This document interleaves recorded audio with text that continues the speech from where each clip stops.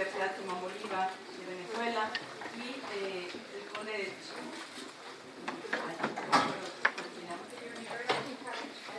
University College de Dublín. Como se anuncia en el programa, la primera actividad de este coloquio es la conferencia magistral titulada Muerte y transfiguración del autor, una mirada a la lectura desde la teoría de los efectos, que impartirá la doctora Luz Aurora Pimentel. En realidad, la doctora Pimentel no necesita ser presentada, pues es ampliamente conocida por nuestra comunidad. No obstante, solo por capricho, señalaré que es profesora emérita del Colegio de Letras Modernas y que ha recibido múltiples reconocimientos por su intensa y fecunda labor en el campo de la teoría literaria y la literatura comparada. Entre ellos, el Premio Universidad Nacional en Docencia y Humanidades en 1996. La doctora Pimentel estudió la licenciatura en Letras Inglesas en esta facultad, donde se recibió con una tesis sobre el teatro del absurdo, en tanto que sus estudios de maestría y doctorado en literatura comparada los realizó en la Universidad de Harvard, donde obtuvo 4 premios de literatura comparada. Es especialista, entre otras cosas, en la obra de Shakespeare, Joyce y Proust, y ha dicho muchas veces que su descubrimiento de este último fue profundamente significativo, al grado que desde entonces ella dice que se dedica a la prostitución. Que no se confunda. A su regreso a México, Luz Aurora se convirtió en pionera y referente obligado en la literatura comparada, ya que la UNAM creó el primer y único posgrado en este campo que se ofrece en el país y es uno de los pocos que existen en Latinoamérica. Asimismo, en 1996 fundó Poligrafías, revista de literatura comparada, con el propósito de impulsar la investigación comparatista, interdisciplinaria e intercultural. Es autora de libros imprescindibles en el campo de su especialidad, que se han convertido en clásicos de la teoría narrativa y han contribuido a formar muchísimas generaciones de lectores y críticos. Me refiero a Metaphorical Narration, El espacio en la ficción, El relato en perspectiva y más recientemente Constelaciones 1, ensayos de teoría narrativa y literatura comparada. Según tengo entendido, actualmente prepara un libro sobre la obra de Marcel Proust, esperamos con ansias. Además de su currículum académico, que es verdaderamente impresionante, quienes la conocemos sabemos de su generosidad, su entusiasmo y su entrega plena a la docencia. Basta mencionar 2 cosas. Primero, su ya mítico seminario sobre En busca del tiempo perdido, en el que desde agosto de 2005, o sea, 10 años han transcurrido, se ha dedicado con un grupo itinerante, móvil, de profesores, alumnos, aficionados, a leer, como ella dice, morosa y amorosamente, la obra de Proust.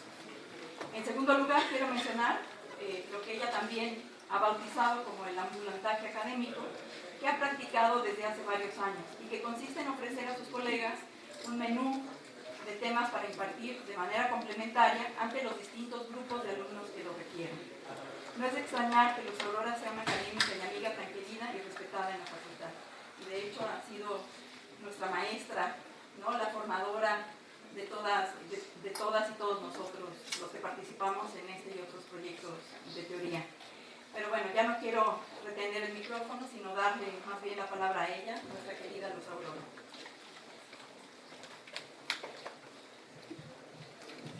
Muchísimas gracias, Adriana. Gracias por esta extraordinaria iniciativa de organizar este coloquio internacional sobre la figura del autor. Gracias por tu entusiasmo y yo quiero hacer público aquí mi infinito agradecimiento por no haber dejado morir Poligrafías. Poligrafías fue un proyecto muy caro para mí y para los que participamos en ese momento, y con el advenimiento de la cibernética daba la posibilidad de publicar artículos en los 4 idiomas principales de este continente: inglés, francés, español y portugués. Con un comité editorial de estudiosos y comparatistas muy notable, pero de alguna manera yo nunca le pude dar la periodicidad que requería. Llegó un momento en que yo me sentí un lastre para esa revista, y el proyecto languideció durante varios años por varias razones, pasando por varios avatares de editores de la revista, hasta que la maravillosa Adriana de Teresa y su equipo de mujeres teóricas igualmente maravillosas decidieron tomar la estafeta y Poligrafías no murió. Digo, con esto que es el tema de la muerte del autor, pues por lo menos la revista no murió, está en su segunda época, fuerte, prometedora, en línea, en fin, gracias Adriana por todo, ¿sí? Adriana comenzó hace 10 años con este proyecto de lectura amorosa y amorosa de Proust, pero pues luego la vida la llevó por otros caminos y otros deberes y ni modo. La extrañamos, la seguimos extrañando, pero bueno, bien. Bien, voy a hablar entonces de la muerte del autor, esta muerte simbólica que ha causado tanta polémica en el mundo académico desde que Roland Barthes dejó caer esa bomba molotov que se llama La muerte del autor. Y he intitulado este trabajo Muerte y transfiguración del autor. Casi quería traer el poema sinfónico de Richard Strauss para que fuera música de fondo, y un poco esa sería la idea. Comienzo con un epígrafe de Roland Barthes que sorprenderá. Dice Roland Barthes: a la ciencia de la literatura, desafortunadamente, le cuesta trabajo reconocer el pathos como fuerza de lectura. Aún estamos lejos de una teoría o de una historia patética de la novela.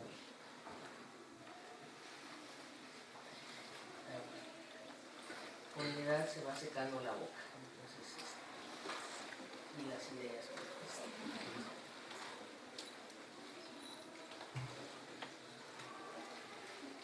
Las siguientes reflexiones se alejan.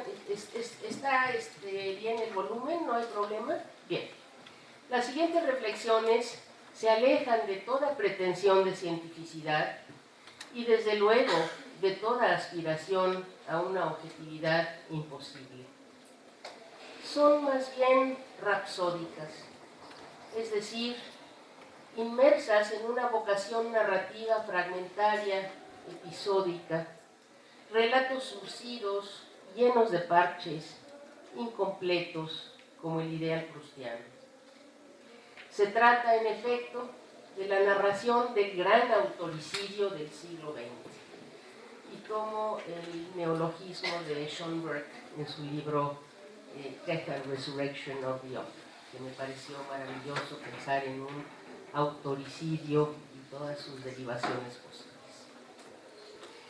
Al hacer este relato del gran autoricidio, me he inspirado e identificado con ese gran autor, malgré lui, que es Roland Barthes, cuya trayectoria ejemplar y emblemática va del rigor del semiólogo, con su acucioso análisis estructural del relato de 1966, pasando luego por el estallido revolucionario de la muerte del autor en 1968, seguido de una desafiante irresponsabilidad metodológica, como él mismo lo dijo en SZ en 1970, para terminar sorprendentemente con una auténtica declaración de amor, un deseo confeso de identificación con el autor, encarnado en las figuras de Tolstoy y Marcel Proust. Y esto en una conferencia que dictó en 1978 en el Collège de France. En resonancia y consonancia con el título de este trabajo, quisiera invocar el poema sinfónico de Richard Strauss de manera lúdica como hilo conductor de este relato. Sé muy bien, sin embargo, que el autoricidio en cuestión nada tiene que ver con la poética muerte del artista en Strauss. Aún así, dejamos. Será una narración en 3 tiempos: agonía, muerte y transfiguración del autor. Primer tiempo, la agonía. Se piensa que la muerte del autor data del artículo homónimo de Roland Barthes, publicado ostensiblemente en 1968, aunque escrito y publicado en inglés en 67, en el número 5 y 6 de la revista Aspen. Pero en 1968, Barthes lanza su ensayo casi como un manifiesto, como un acto revolucionario que pudiera sumarse a otros de ese año emblemático. ¿Se trataría tal vez de un panfleto autoricida? El autor, sin embargo, languidecía ya desde los trabajos del formalismo ruso y entró en franca agonía a partir del New Criticism. Es decir, una agonía que dura más de 40 años, entre los años 20 y finales de los años 60. De entre los muchos trabajos destacados de los New Critics, quisiera subrayar parchadamente y de manera especial el célebre artículo de Wimsatt y Beardsley intitulado The Intentional Fallacy, la falacia intencional, de 1946. Contra la pretensión romántica de la crítica constructiva de un Goethe que buscaba responder a la pregunta por la intención del autor y por el relativo éxito o fracaso de tal intención, los nuevos críticos proponen una ciencia de la evaluación objetiva. La intención del autor, y lo cito, afirman Wimsatt y Beardsley, ni está disponible ni es deseable como regla para juzgar el éxito de una obra de arte literaria. Habría que resaltar varios presupuestos en este enunciado. Por una parte, al negar el papel preponderante a la intención del autor, lo que se resalta es la función de la crítica literaria como juicio para dar cuenta del éxito y del valor de la obra literaria. En esta crítica, el centro de atención se desplaza de la intención del autor a la obra, al texto en sí, como un objeto público, producto del lenguaje, y que constituye, como diría Behle, un sistema de normas que se abstrae de cada experiencia individual. De tal suerte que si bien todavía puede decirse que el significado del poema es personal, lo personal no es otra cosa que una abstracción de la experiencia individual, manifiesta en el texto verbal que solo puede analizarse a partir de la evidencia, palabra carísima al New Criticism, la evidencia y el contexto interno. El poema ha de evaluarse entonces a partir de la evidencia que nos proporciona el texto, sin acudir a materiales de naturaleza extratextual o extrínsecos. Se crea así una dicotomía entre el material literario intrínseco, es decir, la obra de arte verbal, y el extrínseco, el material biográfico, histórico, etc. La dicotomía intrínseco-extrínseco da pie a otra. Indagar sobre la intención del autor es provincia, dice Wimsatt y Beardsley, con bastante desprecio, dicho sea de paso, de una psicología de la composición. Surge entonces de manera casi programática una falsa dicotomía. Y cito a Wimsatt y Beardsley otra vez: tal vez llegue un día en que la psicología de la composición pueda unificarse con la ciencia de la evaluación objetiva, pero por lo pronto están separadas. Qué bien estaría si las palabras clave de la escuela intencionalista, palabras como sinceridad, fidelidad, espontaneidad, autenticidad, vericidad, pudieran equivaler a términos analíticos, tales como integridad, relevancia, unidad, función, madurez, sutileza, adecuación y otros términos axiológicos más precisos. Incluso el afamado Pobre Infeliz de I.A. Richards, considerado como uno de los grandes fundadores del New Criticism, cae bajo la sospecha de intencionalismo. Y dicen que la cuádruple distinción que hace el señor I.A. Richards, sí, es interesante que cuando el crítico todavía está vivo, el poeta en inglés siempre es el señor, ¿sí? Entonces, la cuádruple distinción que hace el señor I.A. Richards del significado en términos de sentimiento, sentido, tono e intención es probablemente la aceleración más influyente del intencionalismo en los últimos 15 años, es decir, 1930 aproximadamente. A casi 70 años de esta crítica, salta a la vista la impertinencia de la dicotomía. Y piensa uno, ni lo otro parece tener sentido hoy en día. En aras de una ciencia de evaluación objetiva, se proscriben los términos sinceridad, fidelidad, espontaneidad, etc., y se prescriben términos analíticos objetivos, tales como integridad, relevancia, unidad, y desde luego en el New Criticism la unidad siempre es orgánica.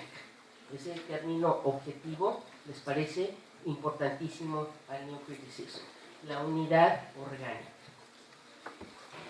El lector, desde luego, no tiene cabida en este esquema.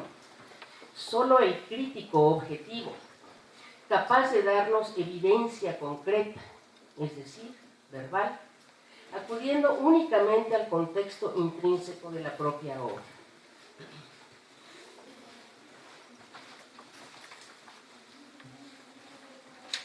Si bien fue un acierto señalar la corriente intencionalista de los estudios literarios como una falacia, la consecuencia no fue poner el énfasis en la lectura, sino en el crítico, de preferencia el New Critic, quien sabía de las entretelas de la objetividad, de la dimensión lingüística y retórica de la obra, de su estructura inmanente, la cual no cualquier lector podía desentrañar.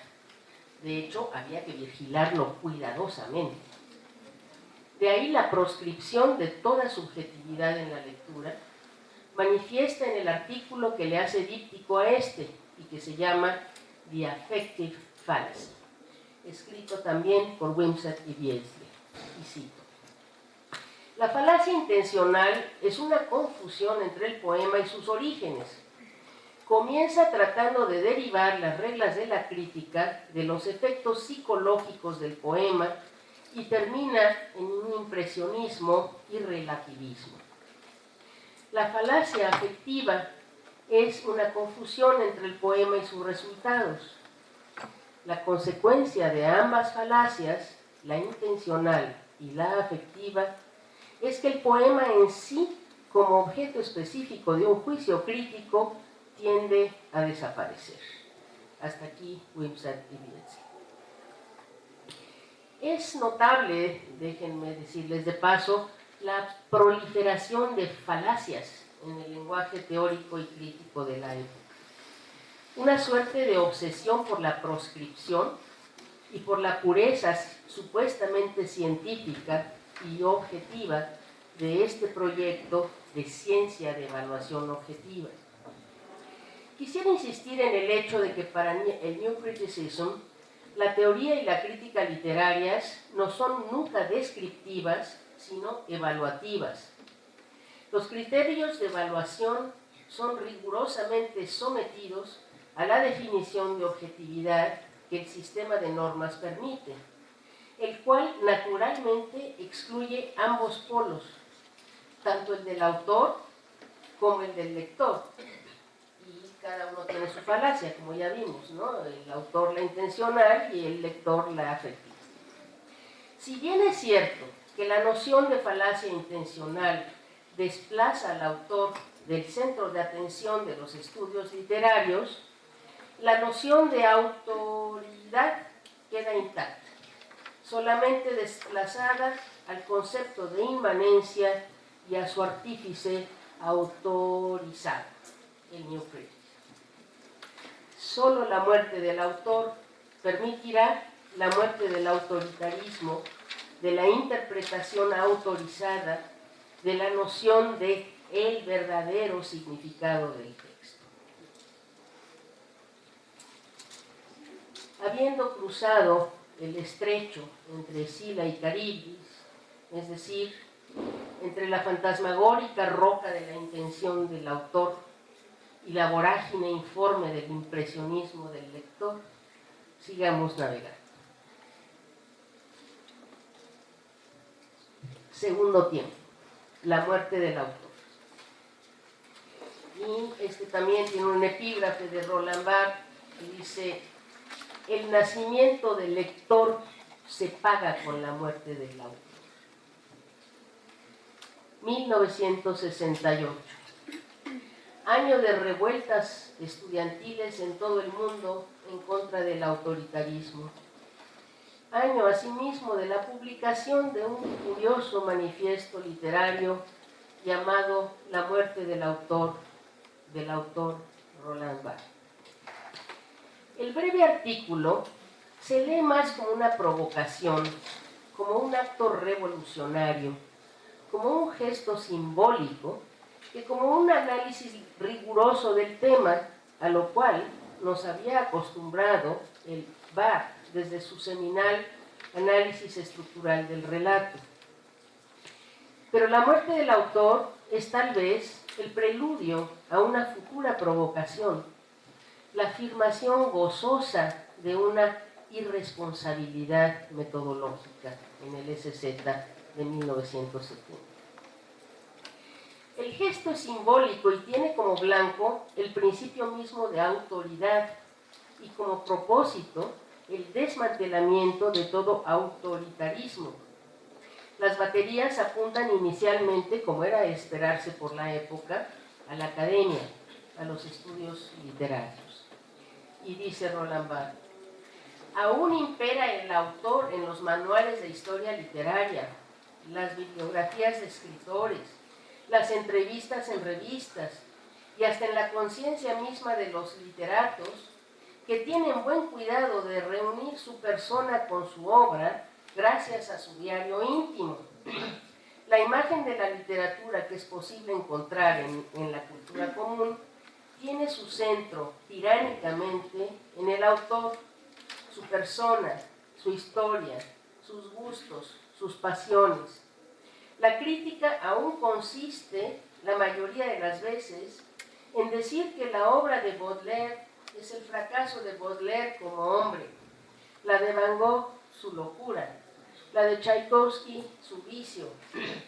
La explicación de la obra se busca siempre en el que la ha producido, como si a través de la alegoría más o menos transparente de la ficción fuera en definitiva siempre la voz de una sola y misma persona, el autor, la que estaría entregando sus confidencias. Hasta aquí va. Retrato hablado del célebre método Sainte-Beuve. Charles-Augustin Sainte-Beuve fue quizá el crítico más influyente de todo el siglo XIX y más allá, como allí en el Toy Story, ¿no? A pesar de que se murió en 1869. Desde cierta perspectiva, su método ha sido, hasta ahora, resistente a todo cambio, con una plasticidad sorprendente que ha sobrevivido a cualquier clima, cualquier geografía, cualquier cultura, cualquier época, incluyendo la nuestra. Todavía hoy, siento decirlo, en los estudios literarios de nuestra máxima casa de estudios, es decir, la UNAM, sigue siendo el enfoque que prevalece.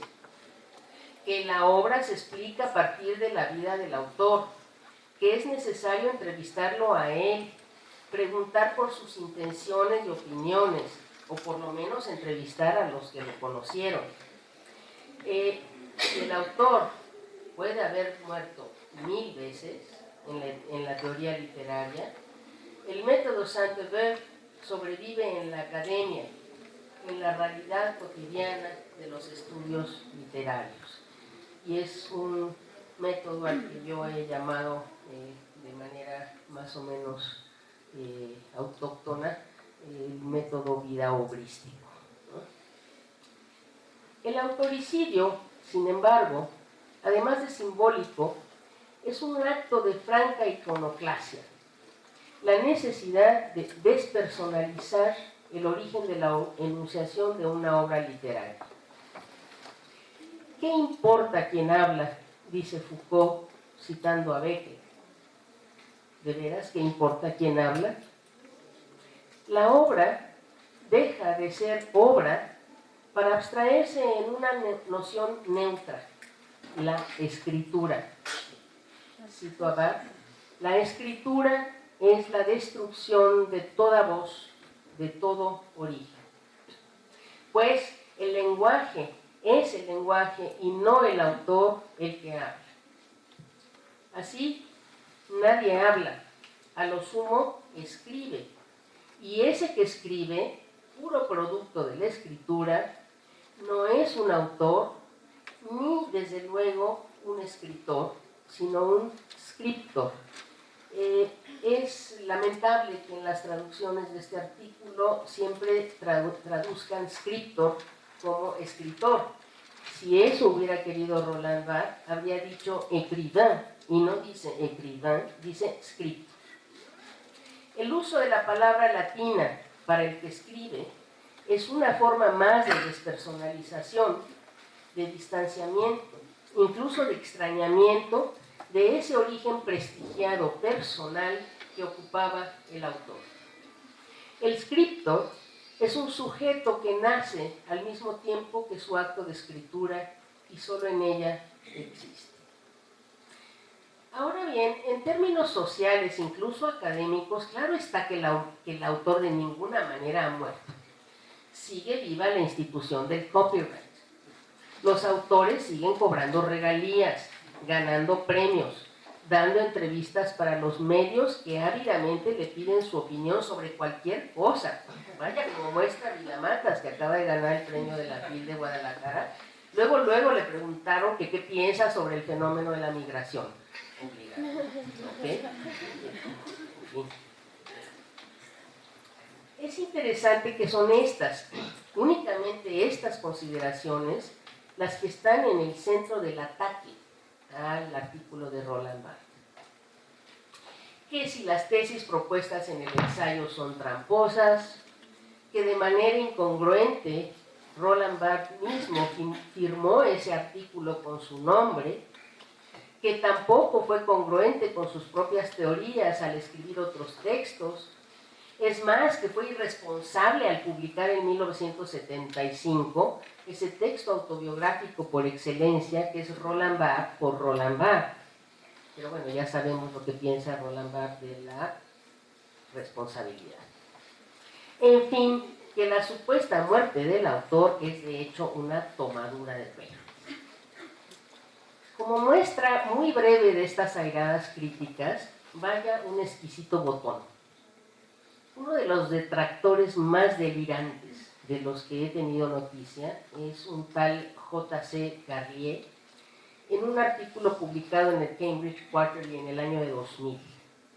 En él Carlier afirma que, y lo cito, la muerte del autor es con toda seguridad el ensayo menos comprendido en la teoría literaria de nuestra época, porque tantos críticos y comentaristas, pobres crédulos, se han tomado este jeu d'esprit satírico al pie de la letra.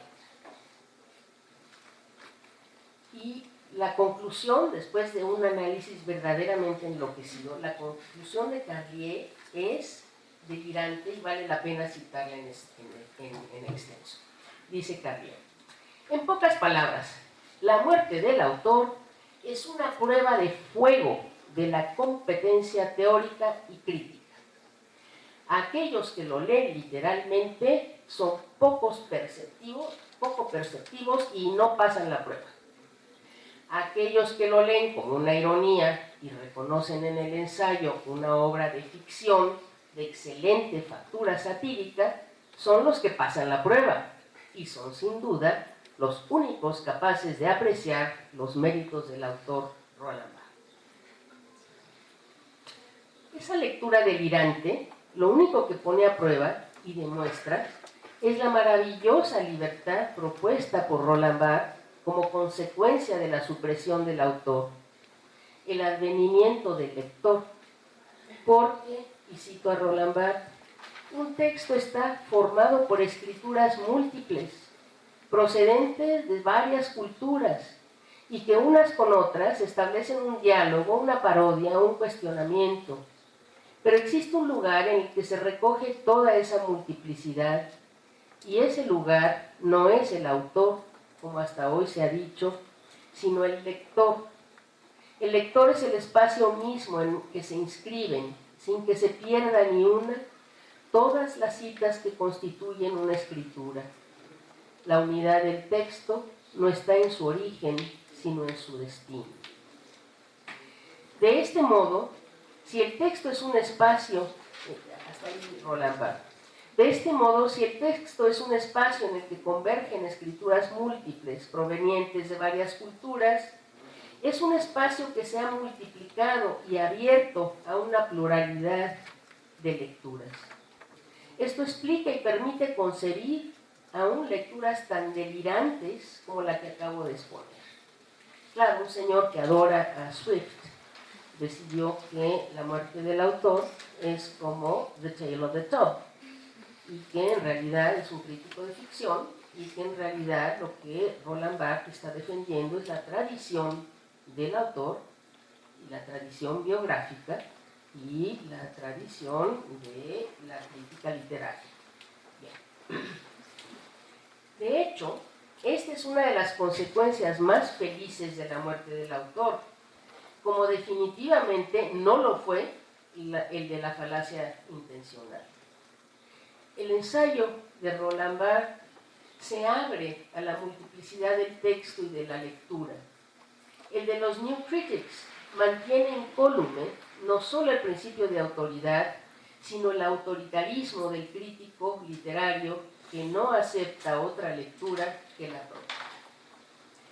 En tanto que gesto revolucionario, simbólico del desmantelamiento del autoritarismo y de todo principio de autoridad, el ensayo de Roland Barthes se ubica en el centro de la constelación de iconoclastas de la época, Foucault, Derrida, Paul de Man, entre otros.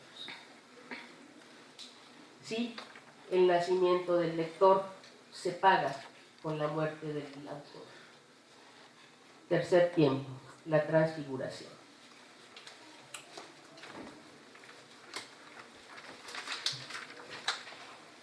Simbólicamente ha sido necesaria la muerte del autor para liberar al lector de las cadenas de la proscripción y de la prescripción. Y si el nacimiento del lector se paga con la muerte del autor, la transfiguración del autor en el lector se paga con la muerte de la crítica autoritaria y prescriptiva. Podríamos afirmar que hoy en día la crítica literaria ha dejado de ser predominantemente una crítica evaluativa o prescriptiva para convertirse en una lectura, específicamente en la escritura de una lectura, no ya el develamiento del significado profundo o verdadero del texto, sino una lectura posible que entre en relación de comentario con otras igualmente posibles. De este modo, si alguna vez la crítica literaria tuvo el propósito de evaluar la obra de acuerdo con el éxito o fracaso de la intención del autor, si la denuncia de la falacia intencional desembocó en una crítica literaria que buscaba desentrañar el verdadero significado de la obra, así con mayúsculas, la crítica literaria contemporánea nos revela la transfiguración del autor en el lector. Ese acto de desdoblamiento o de repliegue de la escritura en la lectura y viceversa está aunada a la sedimentación de casi 100 años de reflexión teórica y crítica en torno a la literatura. En términos hermenéuticos, hemos creado una comunidad de comentario, un repositorio de lecturas compartidas que refinan nuestra comprensión de la obra literaria, que nos ayudan a cumplir el círculo virtuoso de la hermenéutica, aquel que afirma que mientras más explico lo que comprendo, mejor lo comprendo, y mientras mejor comprendo lo que explico, mejor lo explico. Es esta comunidad de lectores y lecturas lo que permite comprender mejor lo que explicamos y explicar mejor lo que entendemos, y todo por la mediación de la escritura, lectura, escritura de los textos. No se trata entonces de volver a la subjetividad, a la deriva de una lectura impresionista, pero sí de rescatar la subjetividad informada y plural de una comunidad de lectores que ha hecho de la crítica literaria una forma escrita de la lectura, que ha rescatado al autor en el lector de varias maneras, una verdadera transfiguración. En lo que sigue de estas reflexiones, trataré de abordar algunos de los modos en los que el autor se ha transfigurado y habita en el lector. Es interesante que a lo largo de la década de los 80, la ausencia que deja el autor en el polo de la producción-enunciación, habría que recordar ese dictum de Barthes: la escritura es la destrucción de toda voz, de todo origen. Esta ausencia es colmada por la teoría y la crítica literaria con los constructos más sofisticados de la figura del lector. Lo interesante es que la teoría de la recepción, la hermenéutica y la semiótica construyen figuras del lector que están en relación especular con otros constructos equivalentes en torno a la figura del autor, no ya como entidad exterior anterior a la obra, sino como figura inscrita en la obra. Así tenemos que del lado de la cadena de producción, y perdón por la resonancia empresarial, se multiplican los constructos teóricos de las instancias de enunciación que comienzan de manera casi simbólica con el autor existencial, ese de carne y hueso, con dolencias y apetencias, que se nombra pero no cuenta para nada en las reflexiones teóricas de la literatura.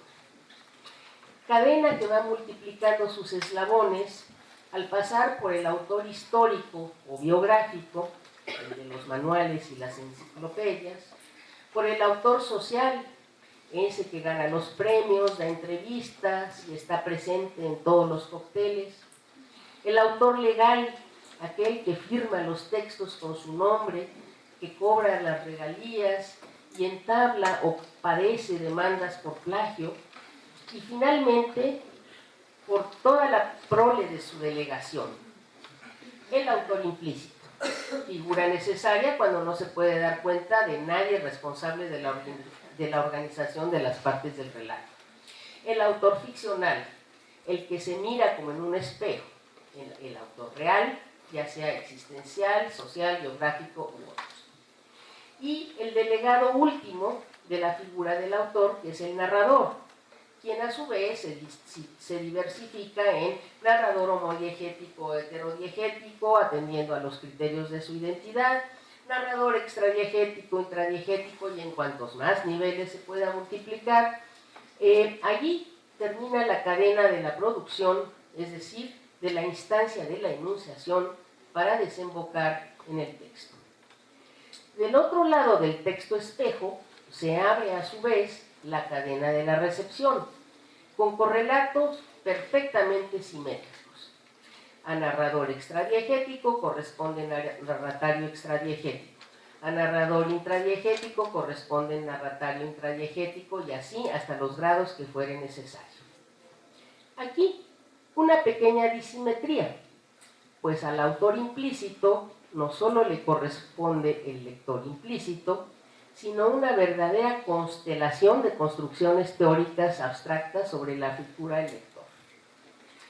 El lector implícito de Husserl, el archilector de Riffater, el lector competente de Kohler, el lector productivo de Barth, el lector informado de Fish, el lector clásico virtual, ideal, empírico, posmoderno, el lector modelo de Eco, el lector de la hermenéutica de Gadamer, en quien se opera la fusión de horizontes entre el mundo del texto y del lector, más recientemente el lector motivado de Inge Grossman-Diemers, y finalmente el que yo, en mi infinita soberbia, me atreveré a proponer en este trabajo, el lector afectado. El lector afectado. Ahorita verán si estoy un poco afectada, pero pienso que hay un lector afectado. Bien. Al final de la cadena receptora, claro está, se ubica el lector real, el de carne y hueso, con dolencias y apetencias, con fallas de memoria, con capacidad de atención, energía, interés variable.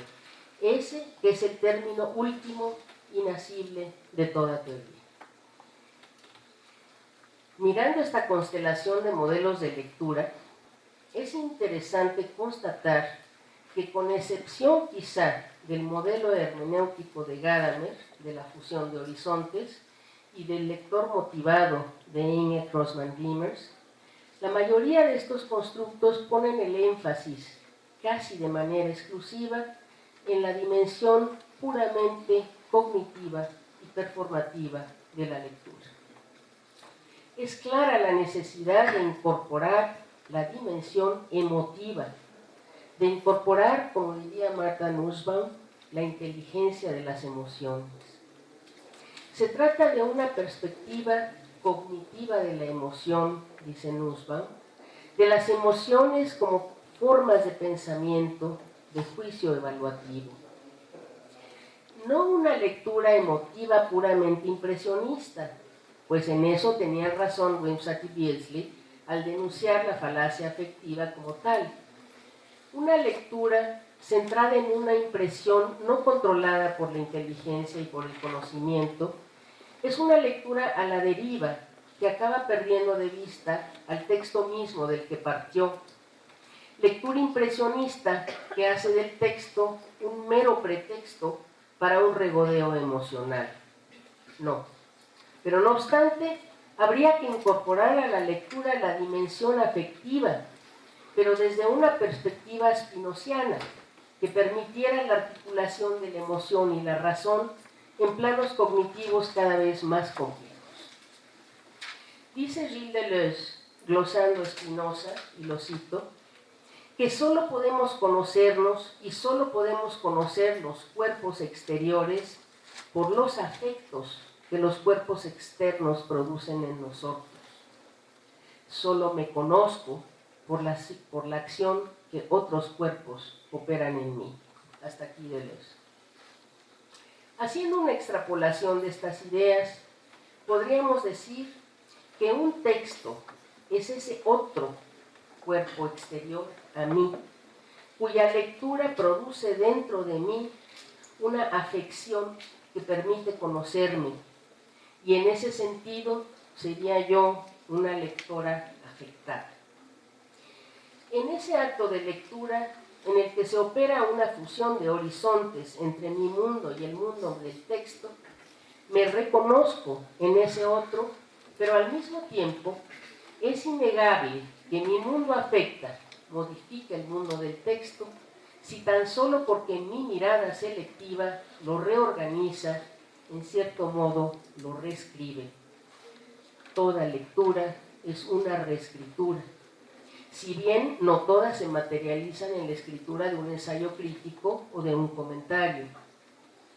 Veamos esa interacción afectiva entre el texto y el lector, pero también entre el lector y el autor, cuya imagen construye en su acto de lectura. Volvamos entonces por el momento a algún otro fragmento de este relato pasional de la transfiguración del autor en el lector. En 1978, 2 años antes de su muerte, Roland Barthes dicta una conferencia magistral en el Collège de France.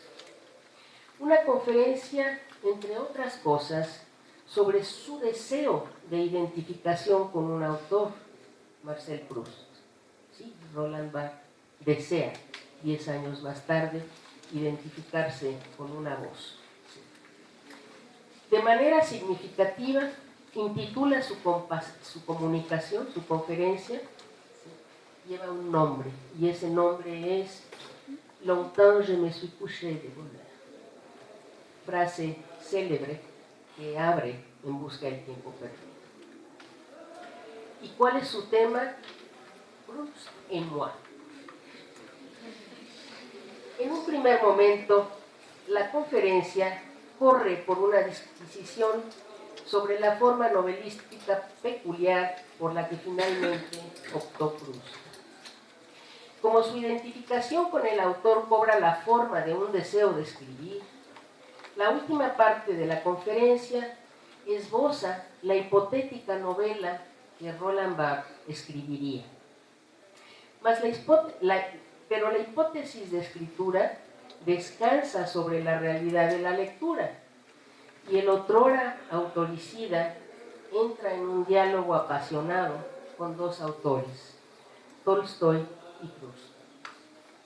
Destaca 2 momentos que lo han conmovido de manera especial: la muerte del viejo príncipe Volkonsky en La Guerra y la Paz, y la muerte de la abuela en Proust.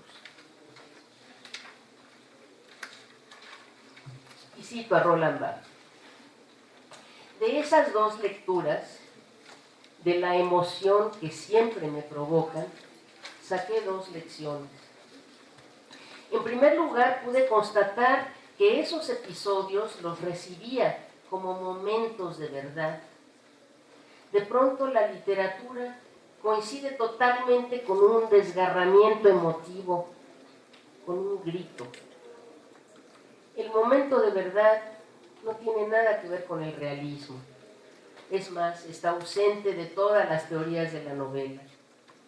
El momento de verdad, suponiendo que se acepte hacer de él una noción analítica, implicaría el reconocimiento del pathos en el sentido simple, no peyorativo del término, pero a la ciencia literaria, cosa rara, le cuesta trabajo reconocer el pathos como fuerza de lectura. La segunda lección es que hay que admitir que la obra escribir representa activamente, sin decirlo, un sentimiento. El sentimiento que debe animar la obra está del lado del amor. La novela, tal como yo la leo o la deseo, es precisamente esa forma que, al delegar en los personajes el discurso del afecto, permite decir abiertamente ese afecto. La novela, por lo tanto, no presiona al lector. Su instancia es la verdad de los afectos, no la de las ideas. Hasta aquí Roland Barthes. El lector Barthes se conmueve con ciertos episodios que mueven al escritor Barthes a desear escribir, decir el afecto. En otras palabras, a desear producir en el lector hipotético la misma emoción experimentada por él con su lectura de Proust o de Tolstoy. Para Roland Barthes, el lector, se trata de momentos de verdad en los que él se reconoce, al tiempo que reconoce su deseo de escribir una novela que sea una trascendencia del egoísmo, en la medida en la que decir lo que los que aman es ser testigo de que ellos no han vivido en vano. Digamos, a través de la escritura soberana, la enfermedad y la muerte de la madre de Proust. Hasta aquí Roland Barthes. Lejos estamos ya de la destrucción de la voz. Es ahora la voz del autor la que le habla a Barthes, lector, la que le permite pasar sin empacho de la muerte de la abuela ficcional en busca del tiempo perdido, a la enfermedad y la muerte de la madre de Marcel Proust, y sentirse conmovido, identificado con ambos por igual. Porque esos momentos de verdad que descubre y crea el lector son los que yo llamaría, inspirada en mi papá Gerard Genet, pero yo los llamaría, o sea, Genet tiene un concepto muy interesante cuando hace el análisis de la obra de Proust, que él llama que hay los pasajes memorables en la obra de Proust porque están escritos con una cohesión semántica tan grande, constituyen, dice Genet, centros de imantación semántica. Bien, yo quisiera proponer que estos momentos de verdad de los que habla Roland Barthes son centros de imantación afectiva, zonas de resonancia en el texto en las que el lector se reconoce, reconociendo al mismo tiempo la voz del otro con el que se identifica. Afirma Martha Nussbaum que al leer la novela de Proust, nos encontramos con otra mente, la mente de un ser distinto que anima la totalidad del texto. En parte nos descubrimos a nosotros mismos por nuestra semejanza con este ser, en parte por nuestra diferencia. Hasta aquí nos vamos. A lo largo del tiempo recobrado, Proust afirma en dos momentos diferentes que su libro no es otra cosa que un par de anteojos para que el lector se lea a sí mismo. Y cito solo uno de sus pasajes. Dice, ya casi al final de la obra: volviendo a mí mismo, yo pensaba más modestamente en mi libro, y aún sería inexacto decir que pensaba en quienes los leyeran, en mis lectores, pues a mi juicio no serían mis lectores, sino los propios lectores de sí mismos, porque mi libro no sería más que una especie de esos cristales de aumento, como los que ofrecía a un comprador el óptico de Combray. Mi libro, sí, gracias al cual les daba yo el medio de leer en sí mismos, de suerte que no les pediría que me alabaran o me denigraran, sino solo que me dijeran si efectivamente esto, si las palabras que leen en ellos mismos son realmente las que yo he escrito, pues por lo demás, las posibles divergencias a este respecto no siempre se debían a que yo me hubiera equivocado, sino que a veces los ojos del lector no fueran los ojos que convienen a mi libro para leer bien en sí mismo. Hasta aquí Proust. Así, pensar en los centros de imantación afectiva como descubrimiento y creación simultánea de esos momentos de verdad de una obra que resuenan en el lector porque en ellos se mira como en un espejo. Pensarlos así, insisto, es mirar la actividad de la lectura y de la escritura de manera reversible.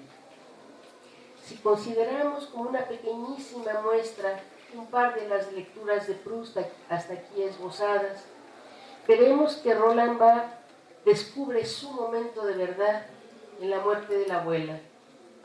Martha Nussbaum descubre el suyo en el goce spinoziano del dolor como la materia prima para la creación del artista. Centros de imantación afectiva, espejos para mirarse, centros de reorganización y por lo tanto de reescritura potencial de la obra. La obra del artista, dice Martha Nussbaum, le da a los lectores una herramienta poderosa para la autocomprensión. Si toda lectura es un encuentro entre el mundo del lector y el mundo abierto por el texto, en esa fusión de horizonte estancar a la hermenéutica, el lector es afectado por el encuentro con ese otro que es el texto. La lectura, es decir, el encuentro con el otro, produce un afecto en el lector. La emoción producida puede llevarlo a la deriva, alejarlo del texto que la provocó para regodearse en la emoción por la emoción. Pero si la emoción se conjuga con el conocimiento, si la emoción se convierte en el sustrato del pensamiento al que es capaz de conmover, de agitar en un upheaval of thought, como concibe Martha Nussbaum, la inteligencia de las emociones, entonces esa lectura apasionada lleva al conocimiento del otro, que en última instancia no es más que el conocimiento de sí mismo, como bien nos ha enseñado Paul Ricoeur en su maravilloso libro Soi-même como no. Un lector afectado descubre y crea al mismo tiempo aquellos centros de imantación afectiva en el mundo que le abre la lectura del texto, y en ellos descubre la curvatura de su alma, como diría Bergson. Se reconoce a sí mismo, pero en el mundo del otro, lo cual le produce, como diría Gadamer, la alegría del reconocimiento, que no es otra cosa que la alegría de lo real recobrado de Dios. Muchas gracias.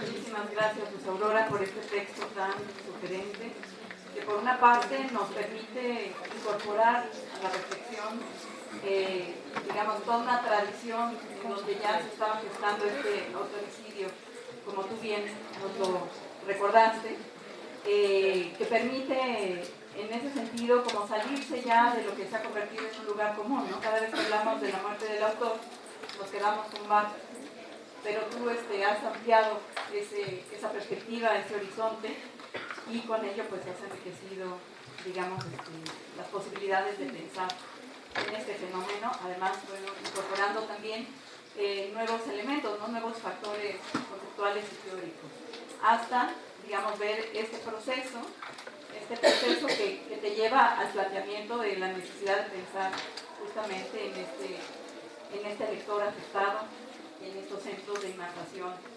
afectiva que seguramente nos han dejado a todos pensando y reconsiderando muchas cosas, ¿no?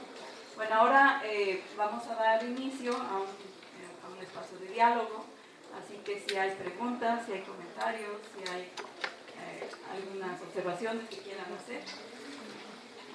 Por favor. Antes que nada, quisiera expresar mi emoción al haber escuchado el nombre de Spinoza dentro de esta reflexión en torno a la muerte y transfiguración del autor, puesto que me parece que es un filósofo que ha sido bastante dejado de lado, puesto que Heidegger y otros tantos han tenido mayor relevancia. Y otra cosa es que a pesar de haber sido un filósofo escolástico cartesiano del siglo XVII, racionalista del siglo XVII, le da una importancia capital al cuerpo a través de la afección de lo que llama en el tercer libro de la ética demostrada según el orden geométrico, del origen y de la naturaleza de los afectos. Ahora bien, yo quisiera saber más o menos cómo coligar este aparato teórico que utiliza Spinoza, es decir, si dentro de la afección de los afectos, donde la alegría es lo que aumenta la capacidad de obrar del cuerpo y del alma mismo, del propio lector, y a su vez dentro del aparato conceptual de la teoría literaria para reconocer la figura del lector y por lo tanto también del autor como lector, para encontrar una conexión entre los campos de imantación de afecciones entre cada uno de ellos, de este circuito que se va reciclando y que se va circulando poco a poco en el momento en el que cada persona cuenta una historia y la otra persona lo percibe. Muchas gracias. Este es un comentario pregunta bastante ceñido y al punto. Yo creo que yo apenas estoy comenzando a esbozar esta dimensión afectiva del texto. Y creo que en efecto Spinoza, desde luego no se me da mucho a mí la filosofía muy pura, no. Agradezco la intermediación de maravillosos seres como Martha Nussbaum y Gilles Deleuze en esta incursión pero es cierto, o sea, el afecto que pasa por el cuerpo. Y creo que nosotros lectores, o sea, nosotros los lectores reales, esos que nunca consideran la teoría literaria porque no se puede, pero nosotros que leemos, a veces el corazón puede latir más rápido, nos puede hacer llorar un texto, ¿sí? Yo me acuerdo que cuando descubrí a Proust, que fue, yo puedo decir que intelectualmente y espiritualmente, la revelación de mi vida. Para mí existe un tiempo antes de Proust y otro después de Proust. Entonces para mí la vida es AP y DB. Y como ya decía Adriana, en efecto, me he dedicado durante muchísimos años a la prostitución y puedo decir y puedo afirmar con gran placer que he prostituido a bastantes de mis alumnos. Pero es cierto, considerar el afecto de esta manera, pero además, desde esta perspectiva que, Martha Nussbaum llama la perspectiva spinosiana, como neoestoica, ¿sí?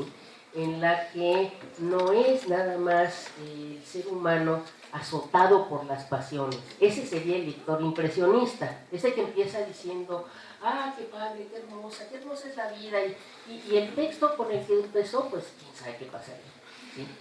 No, es una emoción que de alguna manera se alía a la razón, ¿sí? Para llegar a ese punto donde la comprensión, ¿sí?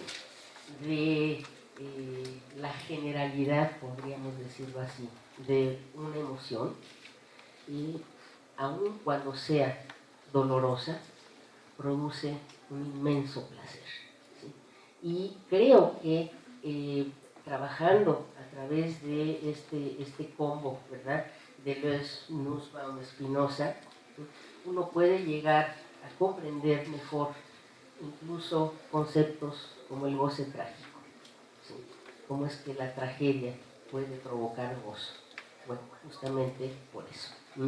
Y que ya la propuesta aristotélica de la catarsis es en su origen puramente corporal, la purga, ¿sí?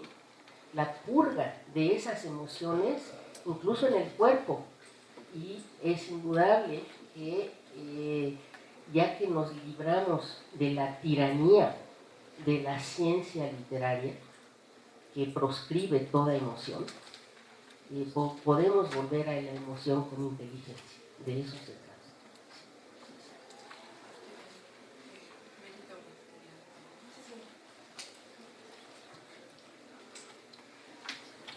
Gracias. Bueno, primero de todo quiero darte las gracias por un texto tan bello que es capaz de desarrollar una previsión lúcida de lo que es, digamos, la teoría literaria y ubicar el texto de Roland Barthes dentro, ¿no?, de esa genealogía. Y por otro lado, ser capaz también con tu texto de proponer teoría, que es una cosa que no estamos acostumbrados y que creo que es algo que no tenemos que renunciar las personas que hacemos teoría literaria. Entonces, ¿te puedo interrumpir tantito, Mary? Sí. Me siento como Hamlet. ¿Sí? Shall I dare disturb the universe? Entonces yo voy a ser egoísta porque dijiste que ibas a ser como Fidel y hablar y largarte y así es. Y para mí es un lujo tenerte delante, entonces voy a elegir tres elementos o dos, no sé. Primero, cuando colocaste en la lectura de La muerte del autor en esa apertura y demostraste que evidentemente la propuesta de Barthes es muchísimo más que la apertura mínima que hicieron los New Critics con sus falacias y con sus métodos que fueron muy interesantes en la docencia universitaria, pero que no obstante hubo como una sustitución, para decirlo rápido, de la figura del autor a la figura del crítico como figura autorizada. En esa apertura colocaste el texto de Barthes en diálogo con Foucault, en efecto, que es un autor, Derrida, Paul de Man, y me faltó Cristeva. Y te quería preguntar por eso, porque realmente cuando el texto de Barthes habla de los 1000 focos de lectura, para mí, de la cultura, perdón, para mí está hablando de intertextualidad. Y me parece que ahí se me antojó preguntarte por esa relación entre Kristeva y Barthes, tal vez, no sé, el grupo Telquel y qué pasó ahí, y si hubo un diálogo o tú juzgas que hubo un diálogo, porque en mi lectura teórica es uno de los elementos de cohesión. Y además me parece que por ahí se cambia el paradigma de los estudios literarios. Y se cambia, por ejemplo, o se vuelve a dar vida a la literatura comparada. Pero, porque creo que es muy importante eso, ¿no? Es un cambio de paradigma en los estudios literarios. Si hace falta lo explico, pero para ir deprisa. Esa idea de intertextualidad luego me reapareció cuando nos explicaste con la conferencia de Barthes en el Collège de France, nos explicaste que estábamos lejos de la destrucción de la voz. Y escuchándote se me antojó que en realidad Barthes estaba proponiendo una polifonía, una especie, una suerte de ventriloquismo, se llama así, no sé cómo se dice, ¿no? Donde hay una voz que es la voz del lector sobre la voz del autor. O, ¿sí? Bueno, se me ocurrió eso y me volvió a reaparecer Bakhtin a través de Kristeva, ¿sí? Y claro, y ya como último elemento, y sé que estoy siendo muy egoísta, ahora suelto el micro, lo juro. Preguntarte si tu propuesta teórica nos enseña que el autor es ese sí mismo como otro del lector. Quiero decir, sí. Si el lector no es, si el autor no es esa unidad donde se juntan todos los momentos de imantación afectiva del lector, de modo que no es sino el lector como otro, por tanto, un sí mismo como otro del lector.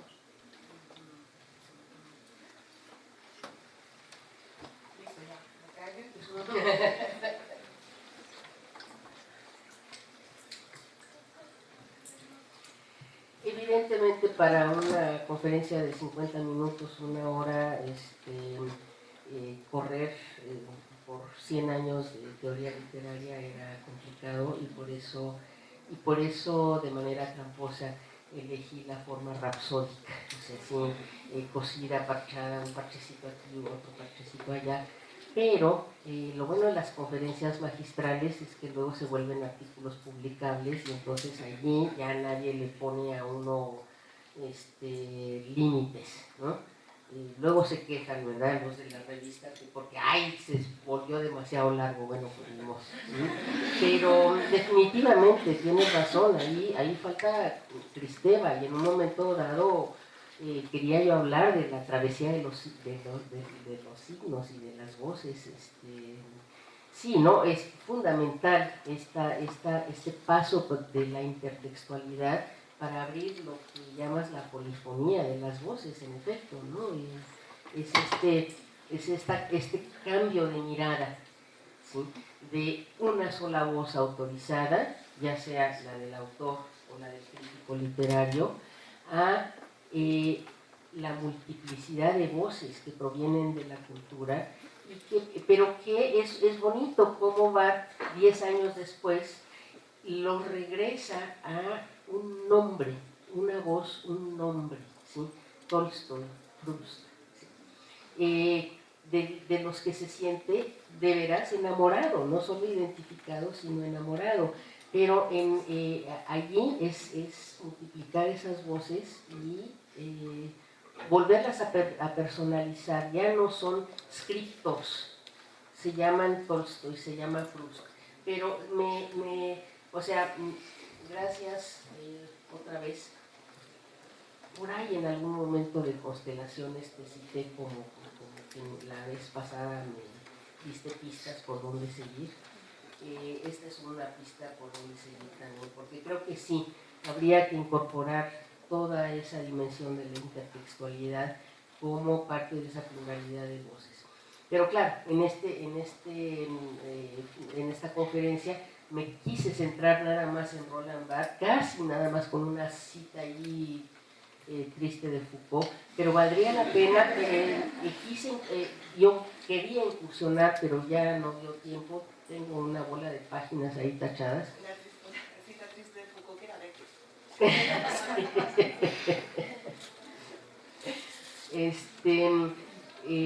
de citar el ensayo muy interesante de Paul de Man sobre la sublimación del yo en el escritor.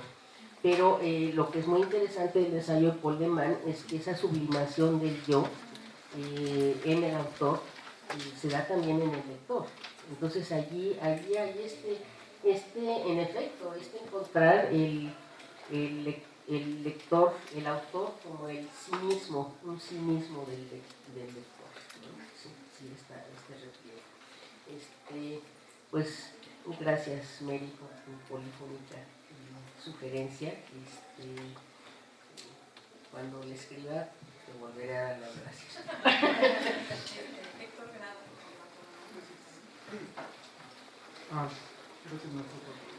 Gracias, doctora, por la conferencia tan estimulante.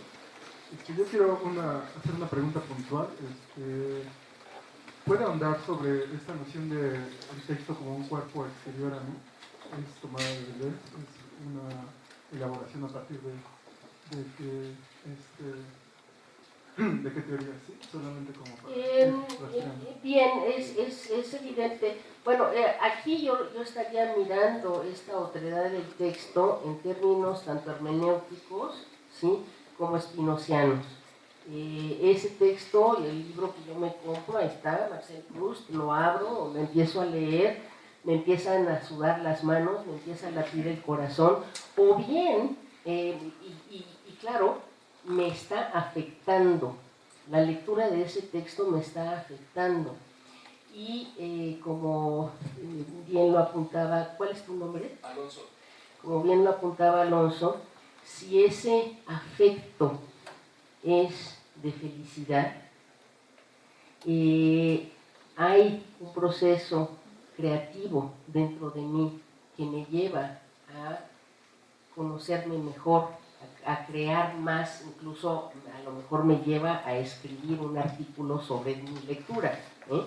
En cambio, si ese otro que es el libro me aburre soberanamente, lo más probable es que, aparte de deprimirme, bote yo el libro y no haya ninguna actividad. Entonces es interesante que un texto literario tiene esta peculiaridad de ser un objeto material exterior a mí.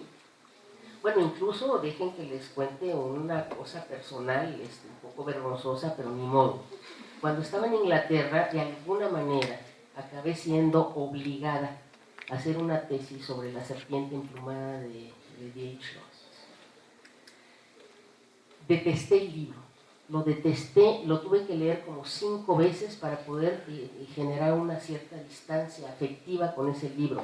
Pero yo me acuerdo que llegó un punto de odio tan grande en contra de esa novela que agarré el libro, lo tiré al suelo y le di de patadas repetidamente, de patadas, con una furia asesina, digna de mejor causa. Y después me sentí un poco desquiciada. Digo, ¿cómo le da uno de patadas a un libro? Bueno, le di de patadas.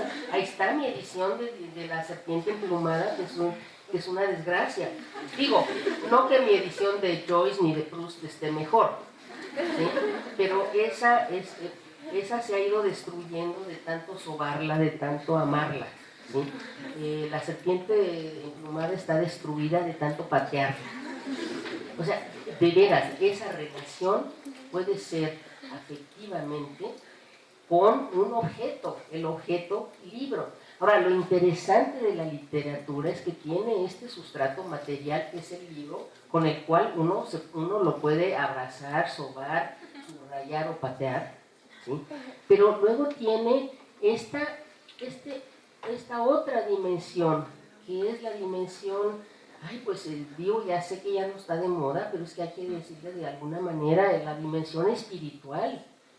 Es decir, una lectura que pasa por el lenguaje, que resuena con la interioridad de mi propia palabra interior y que ya no tiene la materialidad del libro que yo puedo patear, sino la posibilidad de la asimilación, como diría Proust, es solo gracias al lenguaje que son asimilables ciertos objetos de la percepción, ¿sí? Solo por la palabra. Entonces, en ese sentido, pues claro que hay una relación de afecto con la literatura. De afecto que puede hacer aburrimiento, el aburrimiento también es un afecto, ¿sí?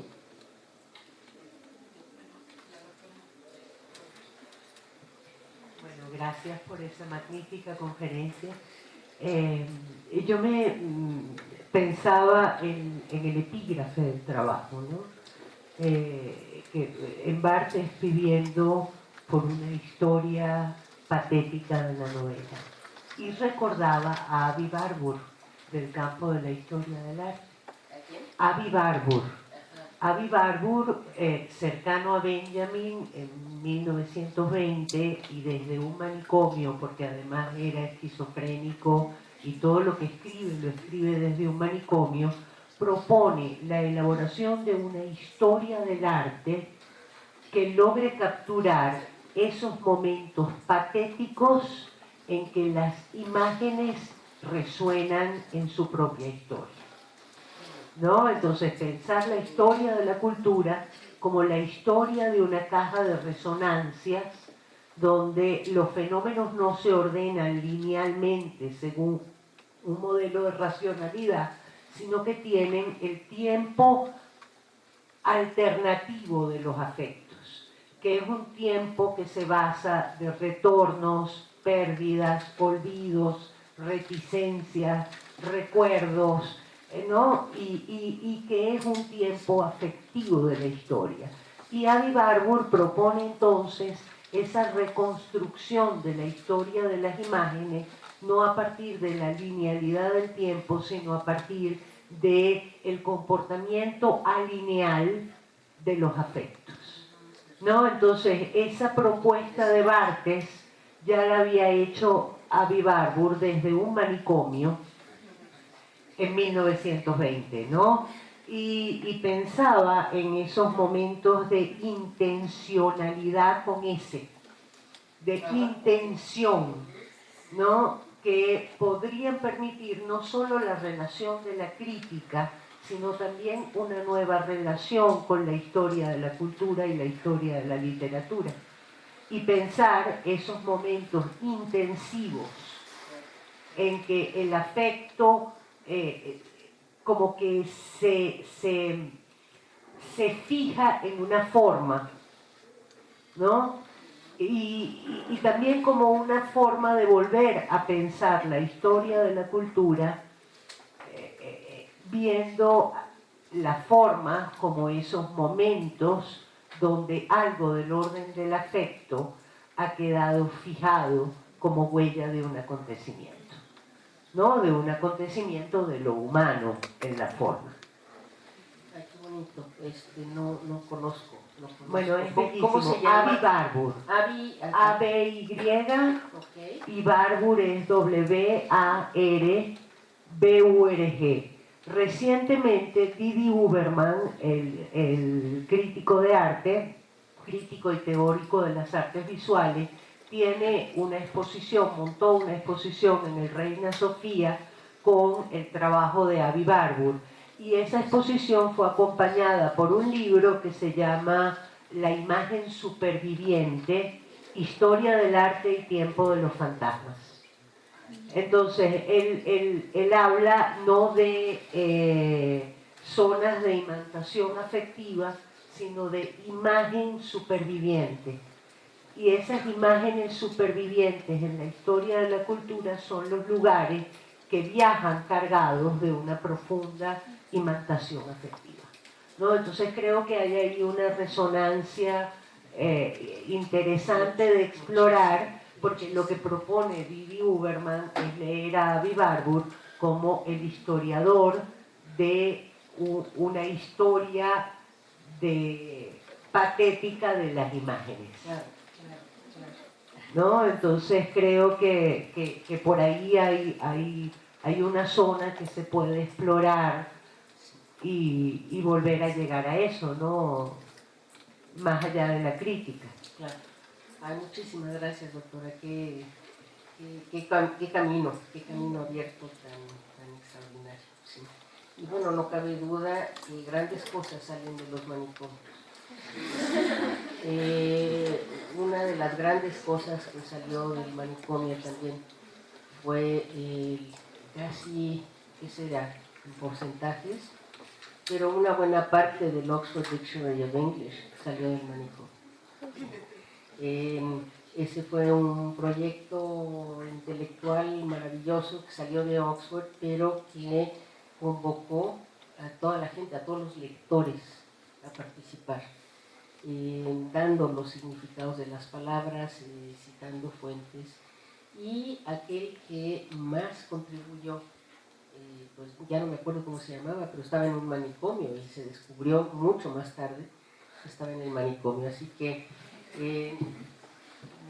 cosas buenas surgen de los manicomios. Muchísimas gracias por esta sugerencia.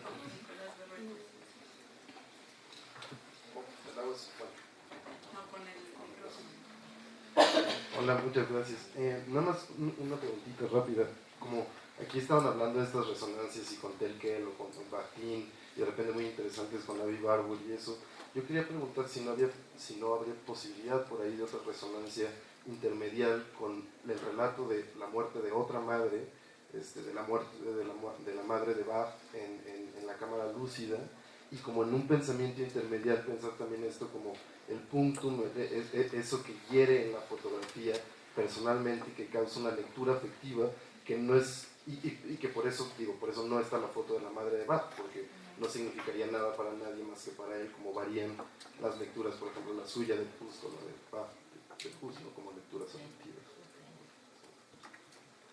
Sí, es fascinante una vez que empieza uno a recorrer los caminos de la resonancia, y las cosas que pueden surgir de ahí, y que bueno, esto que yo he propuesto como centros de imantación afectiva, son al mismo tiempo que están en la obra, los descubre y crea el lector al mismo tiempo, precisamente por sus propias resonancias, por su propio imán, y de todas las referencias que le pueda recordar. Y es por eso tal vez que cada lectura es diferente, y sin embargo no se pierde la anterior, porque en cada lectura creamos y descubrimos distintos centros de imantación afectiva por eso que somos, ¿sí? Entonces eso que somos, que es como un imán, de alguna manera descubre y crea, porque es descubrir y crear. El texto finalmente es una virtualidad, es una constelación, como esa imagen de Iser siempre me ha gustado muchísimo, de proponer al texto como una constelación de estrellas, ¿sí? Las estrellas están fijas, son las palabras del texto, pero cada lectura hace conexiones entre las estrellas para dibujar una constelación diferente, ¿sí? Eso es lo que está detrás, de manera enojosa, porque nunca pensé en la otra posibilidad, pero eso es lo que está detrás del título de mi último libro, que se llama Constelaciones 1. Pero desgraciadamente tanta gente me ha preguntado si tiene que ver con las constelaciones familiares, bueno, el segundo, porque quiero que sea, o sea, uno vive en imitación como buen simio que es uno, ¿eh? Creo que nunca podré ser la eximia doctora Pimentel, porque nunca podré dejar de ser simia, pero bueno. un poco inspirada en alguien que yo admiro muchísimo, que es Gerard Genet. Yo quiero tener libros que se llamen Constelaciones 1, Constelaciones 2, Constelaciones 3, como figuras 1, figuras 2, figuras 3, pero bueno. Pero esto va a tener que pasar a un segundo plano porque no me pueden seguir asociando con las constelaciones familiares. Entonces el próximo libro, que es el de Proust, se va a llamar Marcel Proust, el poeta de la luz, y ensayo sobre Marcel Proust, y hasta abajo, así bien chiquito, Constelaciones 2. Porque mi proyecto ahí sigue, y originalmente la inspiración fue de las estrellas y de esta imagen de Wolfgang Nietzsche, del texto como estrellas que uno puede dibujar, tantas constelaciones y en las estrellas, aunque las estrellas sean las mismas, ¿no? Pero bueno, en fin, ya no tenía nada que ver con lo que me estaba diciendo, perdón, me fui por mis propias inmertaciones. Bueno, tal vez tendríamos tiempo para una pregunta, un comentario más. Sí, Lola. Yo quería preguntarle, muchas gracias por la conferencia. Fue un lujo y le quería preguntar, ¿por qué cree usted que el biografismo, este método vidaurístico, como le llaman, se resigna a morir? Es decir, ¿por qué sigue siendo una constante?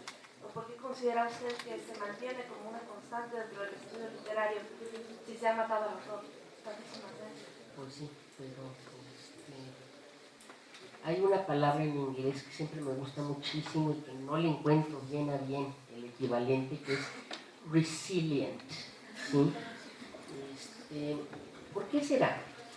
Porque somos morbosos, porque finalmente nos encanta saber de nuestro autor favorito si es borracho, si es borracha, si se baña, si no se baña.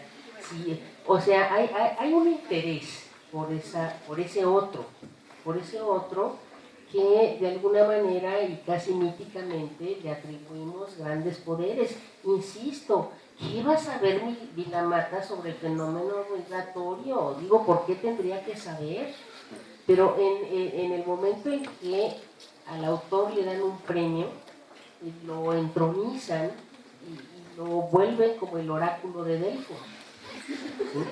Entonces, claro, la tentación es muy grande de creer que este oráculo de Delfos, si tan solo nos dijera qué quiso decir, tendríamos todo el significado verdadero de la obra. Y esto me recuerda una anécdota maravillosa. Proust recibió una vez una carta de una norteamericana, de cuyo nombre no me acuerdo, no tiene nada que ver con Don Quijote, pero bueno. Pero esta mujer se deshace en elogios de la obra de Proust, que es una maravilla, que bueno. Pero, Mr. Proust, por favor, ya, deje de estar posando y dígame en 4 líneas lo que quiso decir. Bueno, Gerard Genet es mucho más brutal y lo dice en una oración. En busca del tiempo perdido. ¿De qué se trata? Marcel se vuelve escritor. Le toma 7 volúmenes poder decir eso. Pero entonces, por eso no se muere, el método. Si le otorgamos un prestigio tal que de veras lo convertimos al autor en un oráculo de Delfos, ¿no? Entonces creemos que en él están las respuestas a todas nuestras interrogantes, cuando que en realidad están en nosotros mismos, en nuestra lectura. Bueno, pues Aurora, muchísimas gracias. Muchísimas gracias a todos.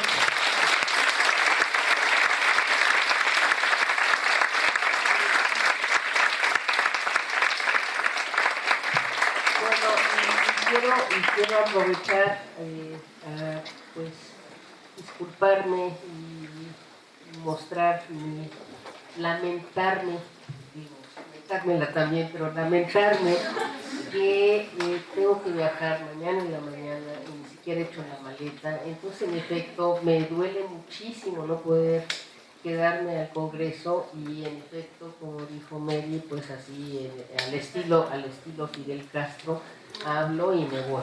Entonces, pero ha sido un placer poder verlos aquí.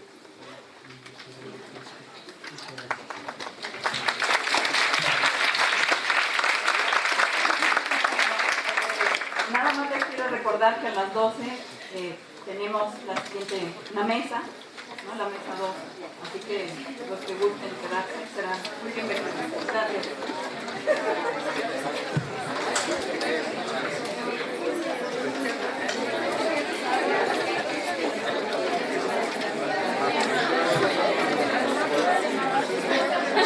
Llegué a la hora.